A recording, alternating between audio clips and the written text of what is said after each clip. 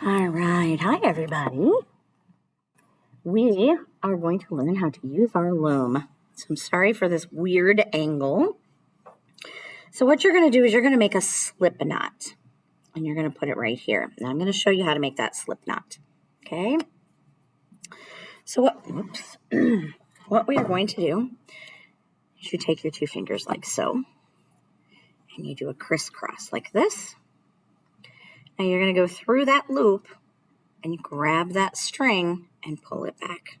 Okay, so that's what it looks like right now. And you're going to pull that. Now, I wouldn't pull it real tight, but this makes it so that I can change the size of my loop by pulling on the main string. Now, the one thing you need to know is that this side is not attached to anything, and it's the stationary side. It doesn't move. If I want to move something, it's got to be with the piece that's still attached to my skein of yarn. So what you're going to do is you're going to put your loop right here, and we are going to pull that somewhat closed. You see, there's still quite a bit of there. This extra little piece, for now, I just kind of wind it up to keep it out of your way. Now, the first time through this is always the hardest, so don't freak out. It might be a little challenging, but it's going to be okay. Now, see, I made that too tight, and I have to go back and stretch it a little bit. Okay, so now I know how to keep this out of my way, so I'm just going to tuck it in there. So this piece is still attached to my skein of yarn. So what I'm going to do is I'm going to do the crazy 8, okay? And I'm going to go this way and around. And I'm going to cross over to the next peg, and I'm going to go around. And I'm going to go around. Okay? And around. And around. Box elder bugs are everywhere. Okay. So we're going to go to the outside and wrap around. Whoops. You don't want them too tight, because if they get too tight, you won't be able to move them, and we need them to move, okay? The first one is always the hardest one. The second one is not so bad, and you'll see that here in a minute. When I'm starting, I like to, when I'm working it, I put my finger on top of that peg so you can kind of see what I'm doing. Whoops, whoops, whoops. See, I took my finger off and I lost it.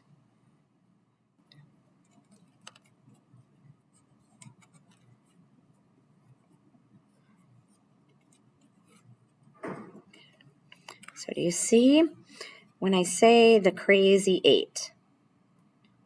Okay. Crazy 8.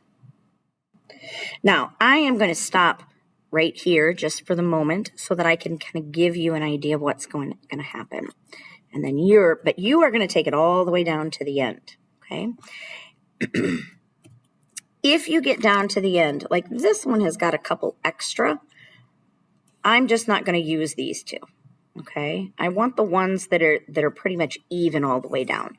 So I'm not going to use these two, but I'm not going to force them out of there either. So now I've done my crazy 8s, okay? And I'm going to take my tool, and I'm just going to kind of push things down a little bit. I need it out of my way, okay? Now, for this part, now we're just doing a weave. Literally, that's all we're doing, okay? Now, sometimes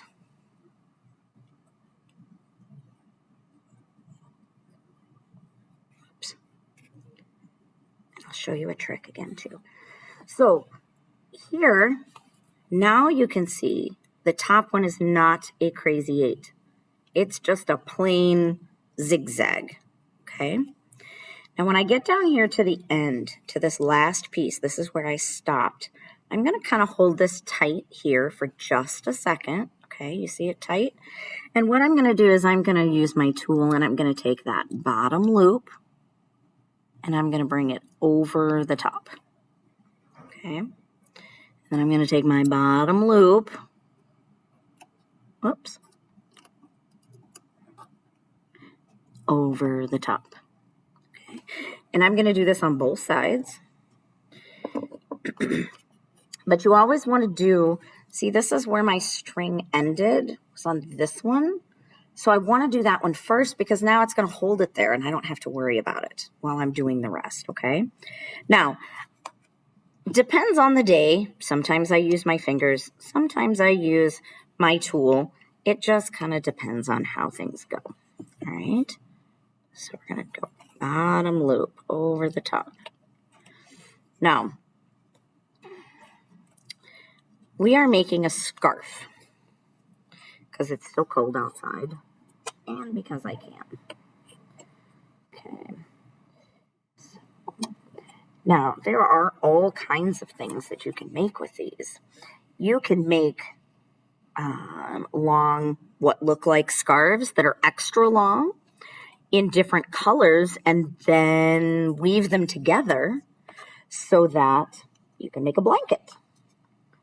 They make round ones, and you can make hats, okay? And I hope you see what I'm doing. I'm just taking that bottom, see there's a bottom loop, and I'm going over the top, okay? So now what I'm going to do is I'm going to kind of push this down, like so. And now you can see my first stitch is complete, all right? So now what I'm going to do is I'm going to start this again. But remember, this is my trick. I put my thumb where I'm starting because that way it doesn't fly off. And then I bring my yarn through. I put my finger on the next one. Okay. And then my thumb, my finger. Okay. And I'm just going back and forth. Just like that. And now there is my second row. But because I stopped here, that's going to be the first one I do. So I'm going to take that bottom loop and I'm going to pull it over the top. Okay. So here again, here's my bottom loop. And I'm going to pull it over the top. Bottom loop. And I know it's kind of hard to see, but let me see if I can adjust it. Not with my big fat fingers in the way. Bottom loop over the top. Okay. So as you do this, you're going to push those stitches back down. Ow, no, I lost it. And sometimes that happens. And it's really frustrating, but it's not difficult to fix. You just wiggle through, okay? There we go. So I'm still taking that bottom loop and I bring it over the top. So I start with 2 loops, I end up with 1 loop, and I always want that top loop to be the one that is left on the loom, okay? There we go. Now, yes, you can go buy these at the store. I choose not to buy them because they're so easy to make, and then I can decide what size they are, okay? But again, bottom loop over the top, bottom loop over the top, bottom loop over the top, bottom loop over the top, bottom loop over the top. We have box elder bugs here at school, and they are everywhere. So again, bottom loop over the top, bottom loop over the top, okay? Now, it might not look like much to start, but as you keep doing this, your stitches come through this bottom piece here, okay? And they will start to pull out.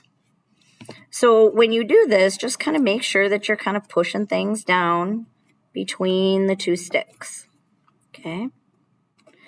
Now all we did for this one, as you can see here, maybe you can see here, we put a couple pieces of cardboard in here and we glued them together and we glued them to the sticks. And then we took a piece of duct tape and wrapped it around the end. It was pretty simple, okay? Now it does kind of move around a little because we didn't glue the cardboard in place on this particular one. I would glue your cardboard if you have not done so, okay? But as you can see, I've got 3 stitches there already. That went pretty darn quick. So again, the first section, the crazy eights, are a little stressful, okay? But once you do that, then all you've got is that weaving stuff, right? So, but I want you to do that crazy 8 first, okay? We wrap around, and we wrap around, and then we go over here, and we wrap around, and we wrap around, and around, and around, and around, okay? You see where I'm going? So it looks like the crazy 8. But you're going to keep doing that all the way down. And then you're going to come back and you're going to do the weave. Okay? So crazy 8s. All the way down. All right? Crazy 8s. All the way down. Then you push those down. This is really good for. You're going to push those down like so, right? And then we do the weave. Now remember, this is the one that I said, as I go around, I just put my finger on top, then I put my thumb, then I put my finger, then I put my thumb, then I put my finger, and my thumb, and my finger, and my thumb, finger, thumb. My finger and my thumb are holding those things in place. Okay. Uh-oh. Okay, I have to take this phone call. So you should be good. I'll check in on you shortly.